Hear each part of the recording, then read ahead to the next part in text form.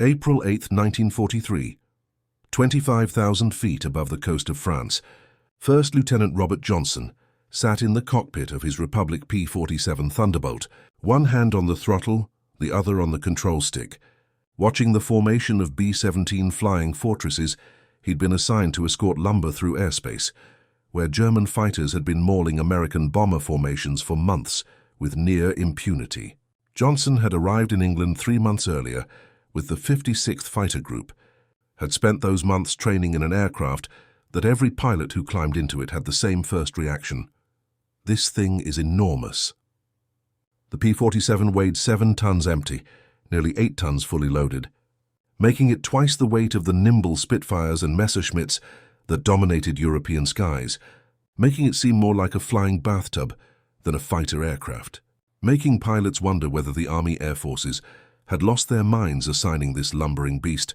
to air combat against battle-hardened Luftwaffe pilots flying machines specifically designed for dogfighting. Around Johnson flew the rest of Zemke's Wolfpack, the nickname that would become legendary, but in April 1943 was just an informal moniker for a fighter group commanded by Lieutenant Colonel Hubert Zemke,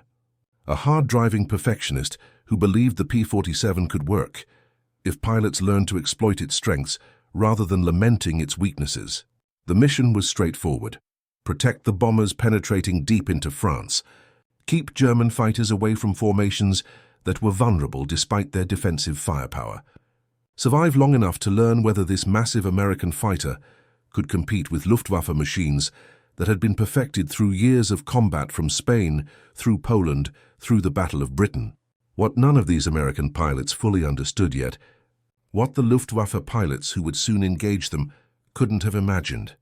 was that the aircraft they were flying represented a fundamental reimagining of what fighter aircraft could be, a design that sacrificed the traditional priorities of European fighter development in favor of capabilities that would prove devastatingly effective once pilots learned to use them properly. Within months, German pilots who initially mocked the P-47 as a hopeless design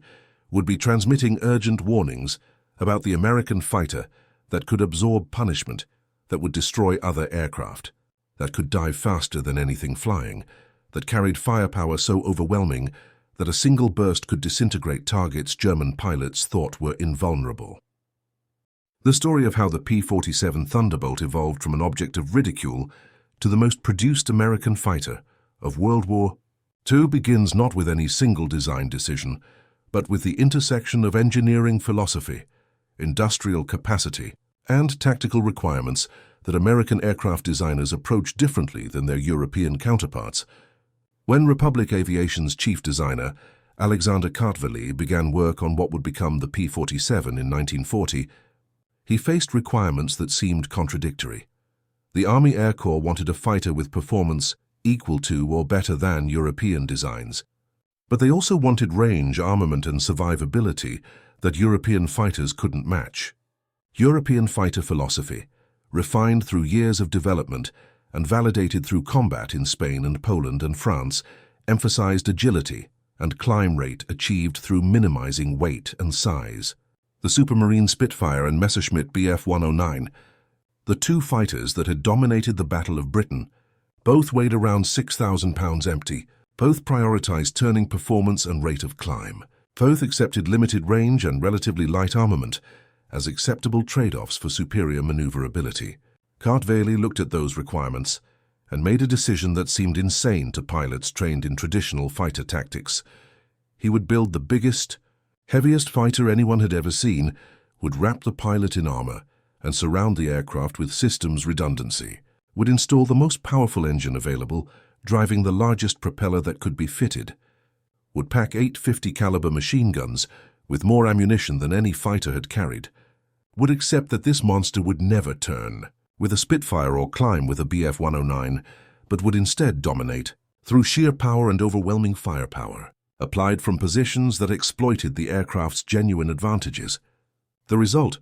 when the XP-47B first flew in May 1941, was an aircraft that weighed 13,000 pounds fully loaded,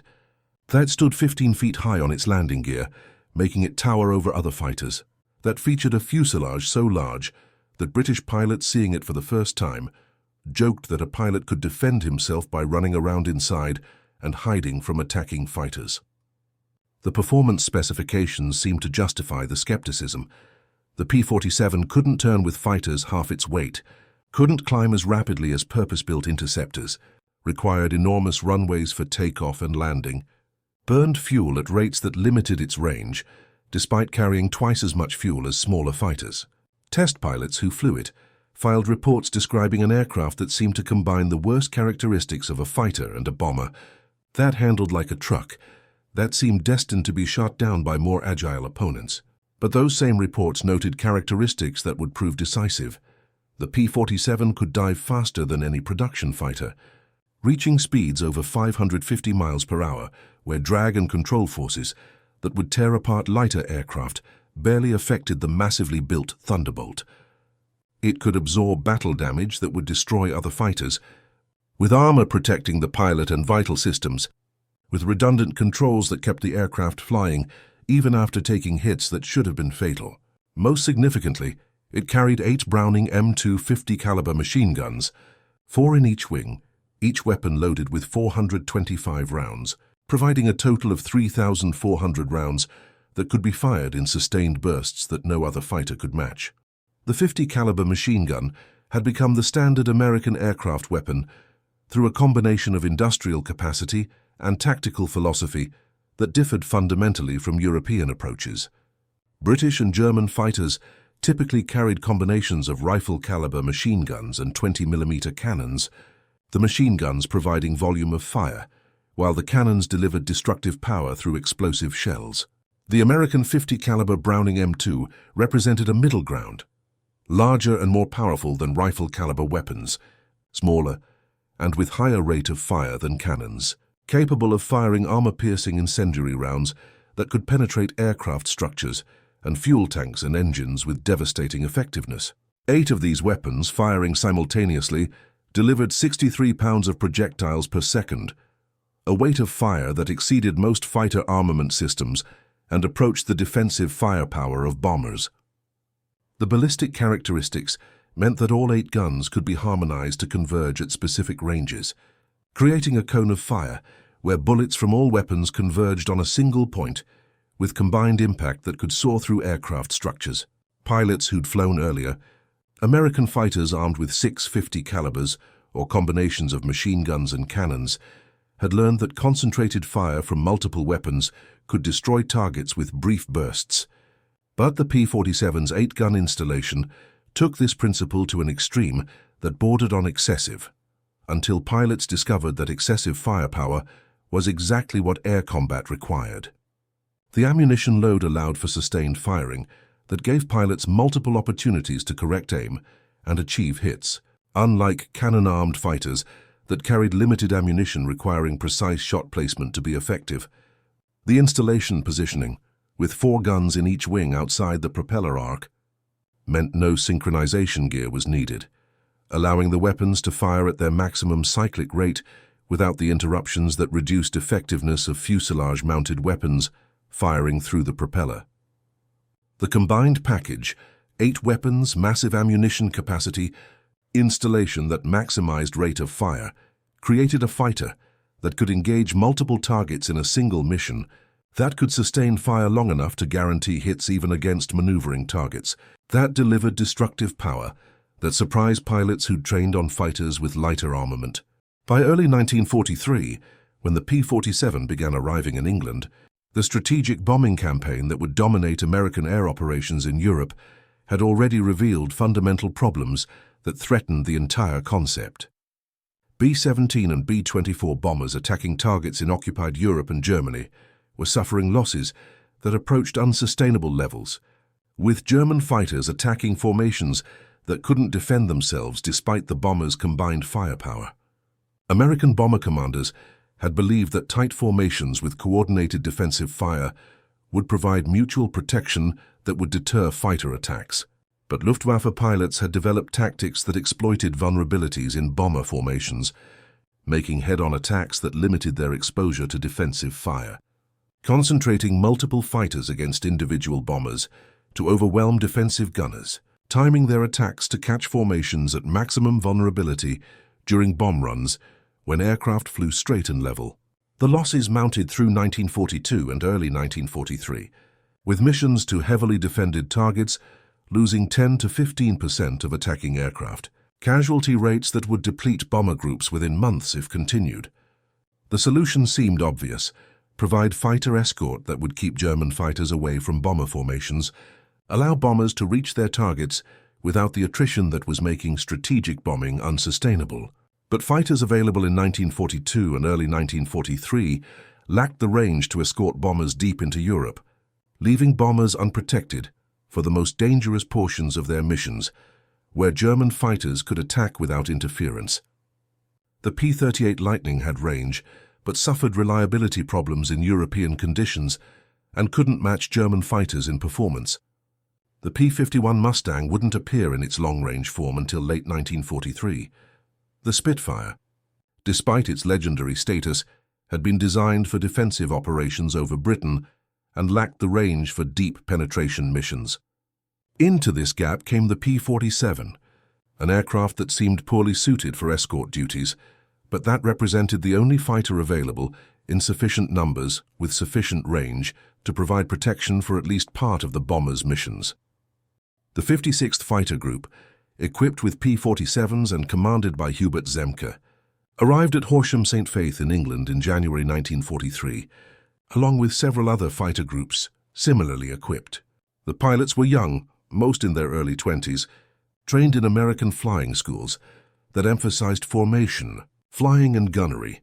but that couldn't replicate the combat conditions they'd face against Luftwaffe pilots who'd been flying and fighting since Spain or Poland or France. Zemke was different, older at 30, a disciplinarian who'd studied aerial tactics and who understood that success would require abandoning preconceived notions about fighter combat. He'd flown the P-47 during workup training and had recognized both its limitations and its potential. The aircraft couldn't dogfight in the traditional sense, couldn't follow German fighters through tight-turning combat, couldn't climb quickly enough to intercept raiders diving from altitude. But it could do things other fighters couldn't, and Zemke drilled his pilots relentlessly on tactics that exploited those capabilities. The P-47 accelerated in dives like no other aircraft, which meant it could escape unfavorable combat by diving away where German fighters couldn't follow without risking structural failure. It was fast in level flight at high altitudes, where its turbocharged engine produced power that naturally aspirated engines couldn't match, which meant it could engage or disengage on its own terms. It was virtually indestructible compared to lighter fighters, which meant pilots could press attacks, knowing their aircraft would absorb damage that would down others. And it carried firepower that could destroy targets with bursts too brief to allow evasive action. Zemke's tactical doctrine emphasized altitude advantage, speed advantage, attacking from superior position, and disengaging before German fighters could respond effectively, using the P-47's strengths rather than trying to force it into combat modes where its weight and size became liabilities. The pilots listened and trained and wondered whether these tactics would work against combat veteran Luftwaffe pilots flying machines, specifically designed for the kind of air combat that had dominated European skies for 3 years. The P-47's combat debut came on April 8, 1943, when Zemke led his group on a sweep over France, looking for German fighters while providing distant cover for bomber formations. The mission was carefully planned to minimize risk while blooding. The pilots in combat conditions, with strict altitude and positioning requirements, designed to ensure the P-47s would have advantages when they engaged. German radar detected the American formation and vectored fighters to intercept,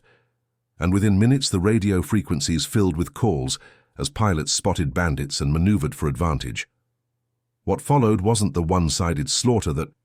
Luftwaffe pilots might have expected when engaging a new fighter type flown by inexperienced pilots,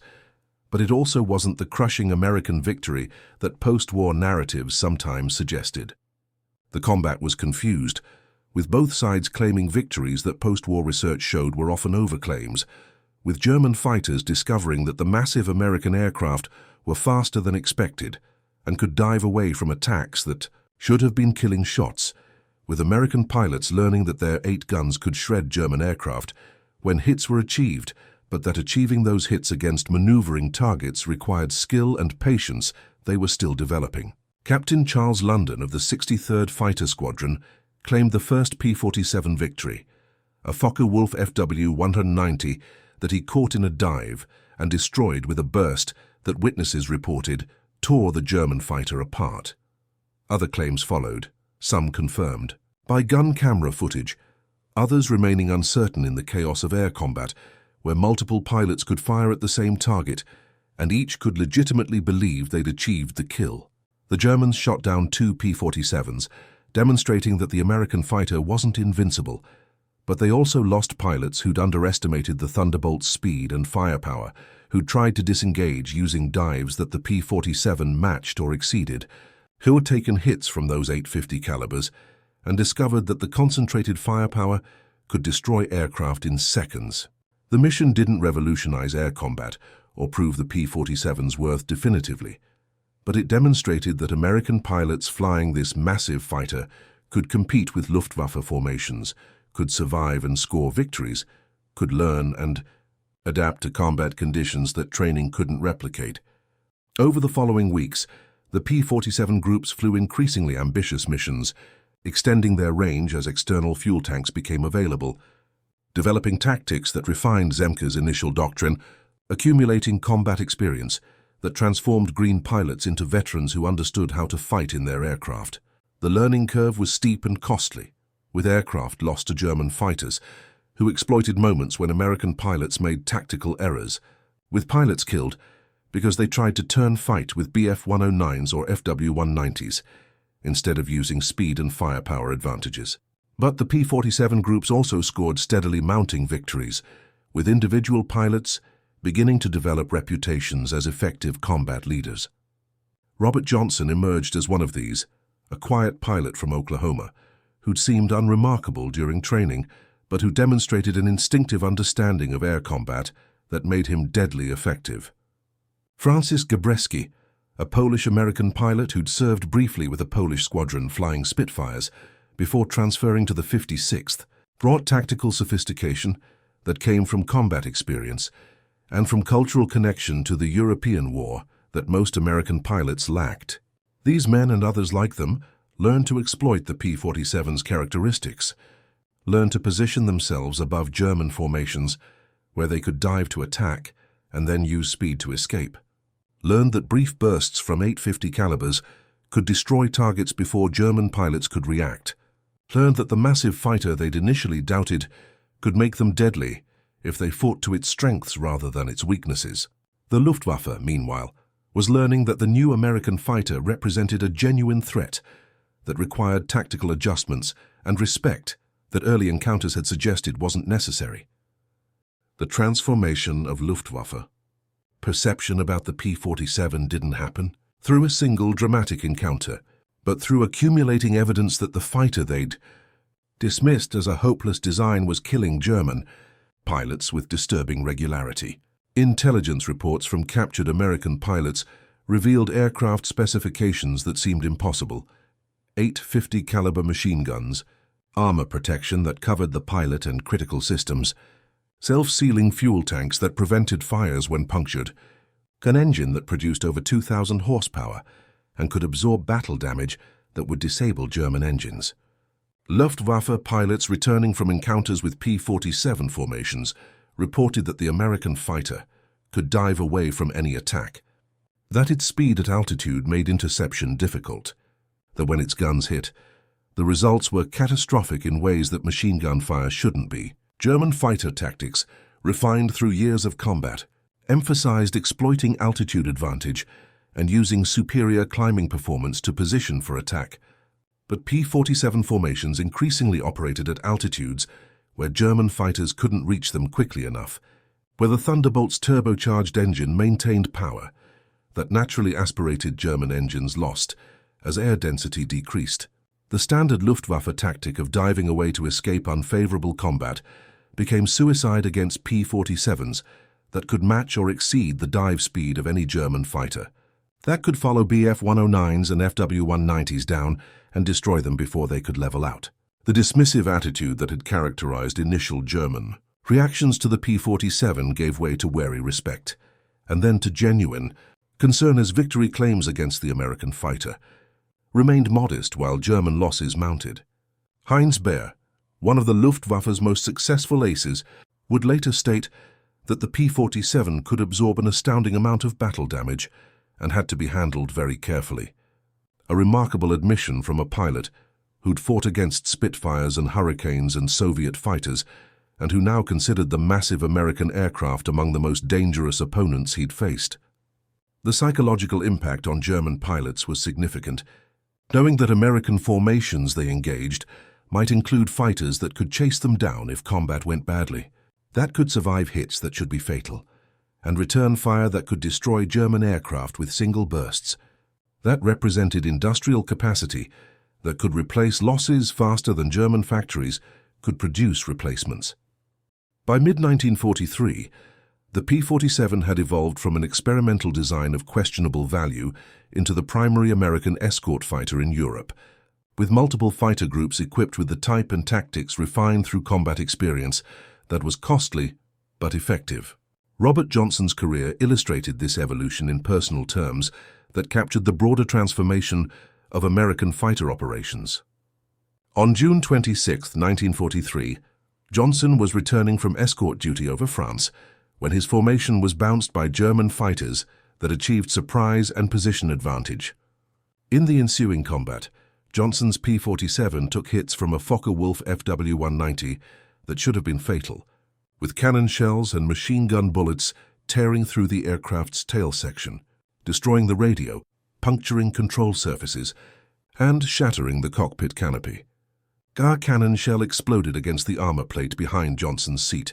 the impact stunning him and leaving him temporarily unable to control the aircraft as it fell away from the formation trailing smoke. The German pilot, believing he'd achieved a kill, followed Johnson down to confirm the destruction,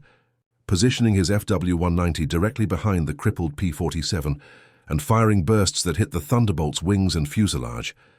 Johnson recovered consciousness as his aircraft fell through 10,000 feet,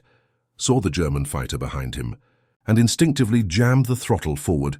while using what little control authority remained to maneuver erratically. The P-47's engine, despite having taken multiple hits, responded with power that pulled the aircraft away from the pursuing FW-190. The German pilot fired again, hitting the Thunderbolt's tail section, but Johnson's aircraft kept flying, kept accelerating, kept diving toward the Channel coast, where safety lay if he could reach England before the damaged aircraft failed completely. The German pilot followed for several minutes, firing intermittently,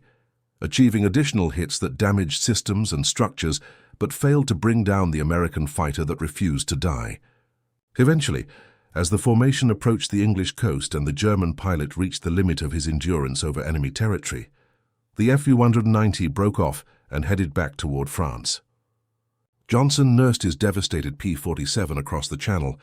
the aircraft barely controllable, the engine running rough but still producing power, and managed to reach an emergency airfield where he executed a landing that ground crew members who witnessed it described as miraculous given the aircraft's condition. When Johnson climbed from the cockpit,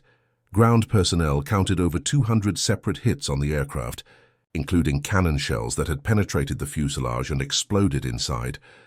machine gun bullets that had torn through control surfaces and skin panels, hits that had destroyed systems and equipment throughout the airframe. The armor plate that had stopped the cannon shell behind Johnson's seat showed a crater where the explosive had detonated,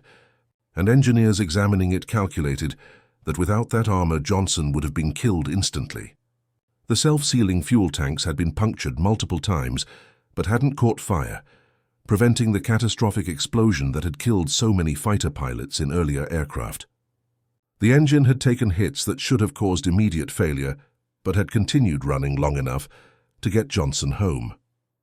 The aircraft was a total loss, damaged beyond economical repair, but its pilot was alive and would return to combat, eventually scoring 27 confirmed victories and becoming one of the most successful American fighter pilots in Europe. The incident became legendary within the 56th Fighter Group and throughout 8th Air Force fighter units, demonstrating that the P-47's toughness wasn't theoretical, but a practical advantage that saved lives and allowed pilots to survive encounters that would have been fatal in less robust aircraft. The P-47's reputation as nearly indestructible became both a tactical advantage and a psychological factor that influenced how both American and German pilots approached combat. American pilots gained confidence, knowing their aircraft could absorb punishment and keep flying, which encouraged aggressive tactics and willingness to press attacks even when taking fire. German pilots became more cautious about engaging P-47 formations, knowing that even damaged American fighters might survive to escape or return fire effectively. This dynamic shifted the calculus of air combat in ways that statistical analysis couldn't fully capture, but that combat veterans on both sides recognized as significant. The mental pressure on Luftwaffe pilots was cumulative and corrosive. Knowing they were flying fighters that couldn't match American performance in crucial areas, knowing their replacements when shot down were increasingly inexperienced, pilots rushed through abbreviated training programs, knowing that American bomber formations were escorted by fighters that were becoming more numerous and more dangerous with each passing month. By late 1943, the qualitative gap between Luftwaffe and American fighter pilots had narrowed significantly, with veterans like Johnson and Gabreski accumulating experience and victories that put them on par with German aces, while the overall quality of Luftwaffe pilots declined, as combat attrition killed experienced pilots faster than training programs could produce adequate replacements. The P-47 groups, meanwhile, were receiving newer aircraft variants with improved performance, bubble canopies that enhanced visibility, water injection systems that temporarily boosted engine power for critical combat situations, external fuel tanks that extended range and allowed escort deeper into Germany. The technological and tactical evolution favored the Americans, who could sustain losses through industrial production that overwhelmed German capacity, who could train replacement pilots through programs that maintained quality standards, who could refine tactics based on combat experience that was being systematically collected and disseminated throughout fighter units. The strategic impact of P-47 operations extended beyond individual victories to reshape the entire dynamic of the air war over Europe. Before effective long-range fighter escort became available, German fighters could attack bomber formations with relative impunity, concentrating force against specific formations, timing attacks to maximize effect, and inflicting losses that threatened to make strategic bombing unsustainable. The introduction of P-47 escort forced German fighters to engage American fighters before reaching bombers, fragmenting attacks and reducing their effectiveness, forcing Luftwaffe units to allocate resources to fighting escorts rather than attacking bombers. The cumulative effect was that bomber losses decreased even as the bombing campaign intensified, allowing American commanders to sustain operations that progressively destroyed German industrial capacity and infrastructure. The P-47's range, extended through external fuel tanks, allowed escort further into Germany, protecting bombers during the most vulnerable portions of their missions. By early 1944, American fighters were escorting bombers all the way to targets deep in Germany, a capability that German commanders had believed impossible and that fundamentally altered the strategic balance. The Luftwaffe's defensive strategy had assumed they could concentrate fighters at specific points along bomber routes, inflict maximum damage during windows when bombers were unescorted, and force Americans to either accept unsustainable losses or abandon deep penetration raids. The P-47 and later the P-51 Mustang destroyed that strategy by denying German fighters the unescorted windows where their tactics were most effective. The result was that German fighter units were forced into increasingly desperate defensive battles against American fighters that outnumbered them, that had performance advantages in crucial areas, that were flown by pilots whose training and experience now matched or exceeded average Luftwaffe quality. The mathematics of attrition that had always favored America's industrial capacity became even more lopsided as German losses mounted faster than replacements arrived, as fuel shortages limited training for new pilots and reduced operational capability for combat units, as the progressive destruction of German infrastructure made every aspect of military operations more difficult. The evolution of P-47 employment, from pure escort fighter to multi-role fighter-bomber, represented another dimension of the aircraft's impact on the European air war. The Thunderbolt's ability to carry bombs and rockets in addition to its devastating gun armament made it effective for ground attack missions that complemented the strategic bombing campaign. Fighter groups began flying sweep missions after escorting bombers to target, attacking German airfields and rail yards and transportation infrastructure during the return flight to England. The P-47's ruggedness that made it survivable in air-to-air combat proved equally valuable for ground attack missions, where anti-aircraft fire was intense, with pilots discovering that their aircraft could absorb flak damage that would destroy lighter fighters and still return to base. The 850 caliber machine guns that were devastating against aircraft proved equally effective against ground targets, with pilots reporting that concentrated fire could destroy locomotives, cut rail lines, set fire to fuel dumps and suppress anti-aircraft positions. The addition of bombs and rockets increased destructive capacity, allowing P-47s to attack bridges and buildings and fortified positions that machine guns alone couldn't destroy. By 1944, P-47 groups were regularly flying armed reconnaissance missions that sought targets of opportunity across occupied Europe, disrupting German transportation networks, destroying aircraft on the ground, attacking military installations and infrastructure that supported German military operations. The psychological impact on German ground forces was significant, with troops learning to fear the appearance of thunderbolts that could appear without warning and attack with firepower that seemed disproportionate to what fighter aircraft should possess. German soldiers coined the nickname Jabo for Allied fighter bombers, and the sound of approaching fighters became associated with imminent destruction that ground forces couldn't effectively counter. The interdiction campaign that P-47s and other Allied fighters conducted during 1944 contributed significantly to the success of the Normandy invasion and subsequent ground operations, with German units unable to move supplies or reinforcements during daylight hours without risking devastating air attacks. The June 1944 Normandy invasion represented the culmination of Allied air superiority that P-47s had helped establish, with fighter groups providing close air support for ground forces and interdiction missions that isolated the battlefield from German reinforcements.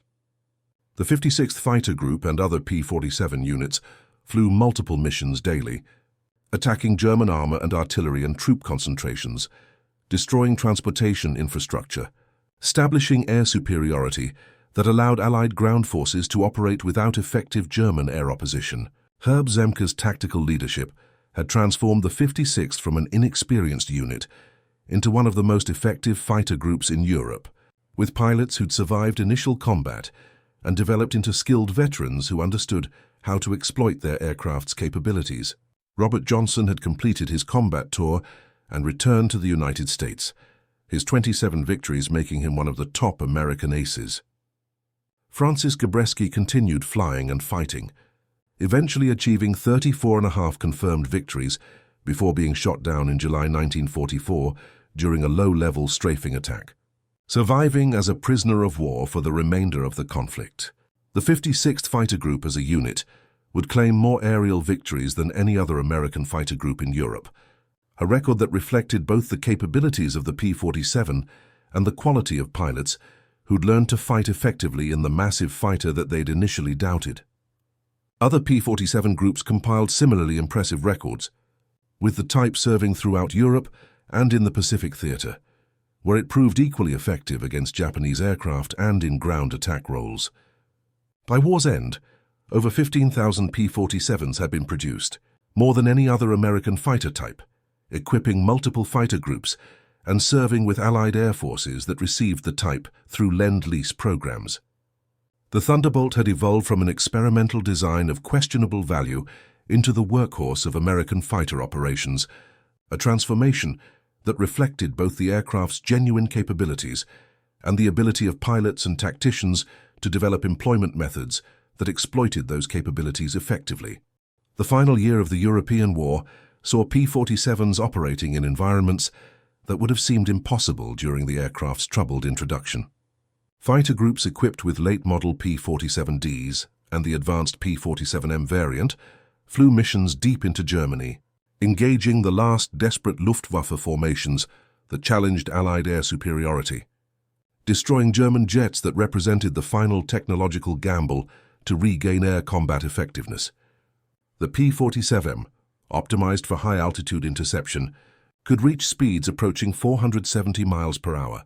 and climb to altitude faster than earlier variants, making it capable of engaging German Me-262 jet fighters that were significantly faster,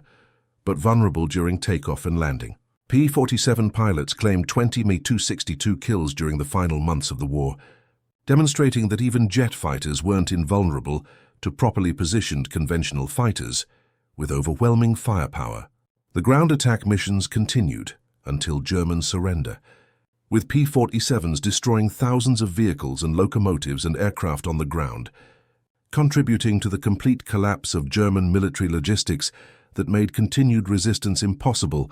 even where combat units remained intact. The final sorties flew on May 8, 1945, Victory in Europe Day, with P-47 formations patrolling German skies where no enemy aircraft appeared, where the Luftwaffe that had dominated European skies in 1940 no longer existed as an effective fighting force, where American air superiority was so complete that the question wasn't whether Allied aircraft would be challenged, but whether there were any remaining targets worth attacking. The transformation from April 1943, when P-47s first entered combat and German pilots viewed them with contempt, to May 1945, when the war ended with American air superiority absolute, represented one of the most complete reversals in military aviation history, a shift that reflected technological capability, industrial capacity, pilot quality, and tactical sophistication that combined to produce outcomes that initial assessments had suggested were unlikely or impossible. For the pilots who'd flown P-47s through the European campaign, the aircraft became something more than military equipment or tactical tools. Men who'd survived combat in aircraft that absorbed battle, damage and brought them home alive, developed emotional connections to the machines that defied rational analysis, but that reflected the bond between pilots and aircraft that had saved their lives. Robert Johnson, reflecting on his career years after the war, described the P-47 as an aircraft that couldn't do many things well, but that did the things that mattered superbly, that had weaknesses in traditional fighter metrics, but strengths in areas that actual combat proved were more important than training doctrine suggested. The ability to absorb damage and keep flying meant pilots could survive mistakes that would be fatal in other aircraft, could press attacks knowing their aircraft would protect them, could learn through experience that wasn't available to pilots flying less forgiving machines. The overwhelming firepower meant that opportunities didn't need to be perfect, that brief firing opportunities could be decisive, that German pilots who might evade lighter armament couldn't survive the concentrated fire from 850 calibers. The speed and power meant that combat could be fought on American terms, with engagement and disengagement, dictated by tactical advantage rather than forced by enemy initiative. These characteristics weren't what pre-war fighter doctrine emphasized, weren't what pilots trained to fly Spitfires or Messerschmitts would prioritize, but they were what combat in the skies over Europe required, and the P-47 delivered them in combination that no other fighter matched. The veterans who survived the war carried memories of the aircraft that had been their tool and their protection. That had seemed inadequate until combat revealed its true nature, that had transformed from object of skepticism into legend through performance,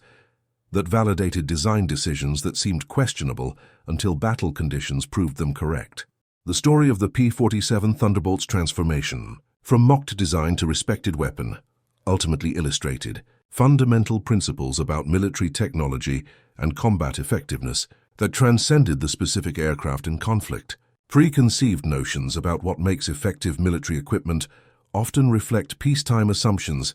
that combat conditions overturn, with actual battlefield performance revealing priorities that theoretical analysis misses. The P-47 violated every principle of European fighter design philosophy, was heavier and larger, and less maneuverable than doctrinal wisdom suggested fighters should be. seemed to sacrifice the characteristics that dominated air combat from the First World War through the Battle of Britain. But it excelled in areas that the specific conditions of the American strategic bombing campaign required. It could escort bombers deep into hostile territory, could fight at altitudes where bomber formations operated, could absorb the battle damage that was inevitable during extended operations over enemy territory, could deliver firepower that was decisive when opportunities for attack developed. The German pilots who initially mocked the P-47 as a hopeless design weren't wrong about its limitations in traditional dogfighting, but they were catastrophically wrong about whether those limitations mattered in the context where the aircraft would actually fight. The 850 caliber machine guns that seemed excessive proved to be exactly what air combat required, with firepower that guaranteed destruction when hits were achieved, with ammunition capacity that allowed sustained engagement, with hitting power that made even brief firing opportunities decisive. The massive engine and robust structure that made the P-47 seem ungainly proved to be survival features that saved pilots and allowed aggressive tactics that lighter fighters couldn't sustain. The American industrial capacity that could produce 15,000 P-47s while simultaneously building thousands of bombers and other fighters represented a material advantage that tactical brilliance couldn't overcome. That meant American losses could be sustained and replaced, while German losses were irreplaceable. That transformed the mathematics of attrition warfare into an equation with only one possible outcome. The meeting that occurred in 1987 between Robert Johnson and a former Luftwaffe pilot who'd fought against P-47s captured something essential about how veterans from opposing sides processed experiences decades after the combat ended. Johnson, by then in his 60s and long retired from flying, was speaking at an aviation history conference when he was approached by a German man who introduced himself as having flown Focke-Wulf FW-190s during the war and having engaged P-47s on multiple occasions. The German pilot, whose name Johnson later couldn't recall with certainty, wanted to understand the tactical thinking that had made American fighter operations so effective, wanted to hear directly from someone who'd lived through the transformation he'd witnessed from the other side. Johnson, with the directness that characterized fighter pilots of his generation, described learning to fight in an aircraft that couldn't do what training had emphasized, but could do other things superbly. Learning that surviving in combat meant exploiting actual capabilities rather than lamenting theoretical limitations. Learning that the massive fighter he'd initially doubted could make him deadly if he stopped trying to force it into combat modes where it couldn't compete. The German pilot nodded and then asked a question that Johnson found unexpectedly difficult. Had the American pilots understood during the combat how completely they were winning, or had it seemed from inside the fighting as uncertain and dangerous as it seemed to German pilots who were losing? Johnson paused before responding that combat always felt uncertain regardless of larger strategic context, that individual engagements could go either way regardless of which side held overall advantages, that knowing your side had more aircraft and better logistics didn't prevent you from being shot down if you made mistakes or encountered skilled opponents. The German pilot seemed to find this answer somehow reassuring, as though confirmation that American pilots had also felt fear and uncertainty made the German defeat less about personal failure and more about systemic factors beyond individual control. They talked for nearly an hour about specific tactical situations, comparing perspectives from opposite sides of encounters that had seemed at the time like life-or-death struggles, but that decades later could be discussed almost clinically. The German pilot mentioned the psychological impact of seeing P-47s absorb damage that should have been fatal, of achieving what appeared to be killing hits, only to watch the American fighter continue flying, of realizing that the material advantage American pilots enjoyed extended beyond numbers to fundamental aircraft capability. Johnson acknowledged that the P-47's toughness had saved him and many others, that knowing your aircraft could take hits and keep flying encouraged aggressive tactics that would be suicidal in more fragile machines. When they finally parted, both men expressed something approaching gratitude for the conversation, not gratitude for the war or the killing, but for the opportunity to compare experiences with someone who understood from direct participation rather than historical study or second-hand accounts. The legacy of the P-47 Thunderbolt extended far beyond its wartime service into post-war air forces and into the evolution of fighter design philosophy that would shape Cold War aviation. The aircraft remained in service with various air forces into the 1950s, serving in secondary roles after jet fighters replaced it in frontline units, demonstrating longevity that reflected its robust design and continued utility. The tactical lessons learned through P-47 operations influenced the development of subsequent American fighters, with designers recognizing that survivability and firepower and range deserved equal emphasis with maneuverability and climb rate. That multi-role capability, allowing both air superiority and ground attack missions, provided flexibility that single-purpose designs couldn't match. The success of the 850 caliber installation influenced armament choices for subsequent fighters, though the development of jet aircraft and guided missiles would eventually supersede gun armament as the primary weapon system. The reputation that P-47 pilots like Johnson and Gabreski established influenced Air Force culture and identity, with the aggressive tactical doctrine they developed and validated becoming embedded in training programs that would prepare pilots for Korea and Vietnam. The 56th Fighter Group's record and reputation continued through subsequent reorganizations and re-equipments, with the unit maintaining traditions and identity that connected modern pilots to the veterans who'd fought over Europe in aircraft that had seemed inadequate until combat proved otherwise. The preserved P-47s that survive in museums represent more than historical artifacts. They embody the intersection of design philosophy and tactical requirement and industrial capacity that determined the outcome of the air war over Europe. That demonstrated how unconventional approaches to military problems could succeed when combat conditions validated design decisions that seemed questionable by traditional standards. The story of how Luftwaffe pilots who marked the P-47 Thunderbolt as a hopeless design learned to fear the 850 caliber machine guns that could destroy their aircraft is ultimately a story about the difference between theoretical capability and combat effectiveness, about how actual warfare reveals priorities that peacetime analysis misses, about how material advantages combine with tactical sophistication to create outcomes that initial assessments suggest are impossible. The P-47 was never the most maneuverable fighter, never the fastest in all conditions, never the lightest or most elegant design. But it was tough enough to survive battle damage that would destroy other aircraft, powerful enough to fight on terms that exploited its genuine advantages, heavily armed enough that its weaknesses in traditional dogfighting metrics became irrelevant when its guns achieved hits that guaranteed destruction. The pilots who learned to fight in this massive aircraft discovered that combat success didn't require perfection in all areas, but rather excellence in the specific capabilities that actual combat conditions demanded. The German pilots who faced them learned through costly experience that dismissing enemy equipment based on how it compared to familiar designs could be fatal when that equipment excelled in areas where comparison metrics didn't capture what mattered. By the time the war ended, the P-47 had compiled a combat record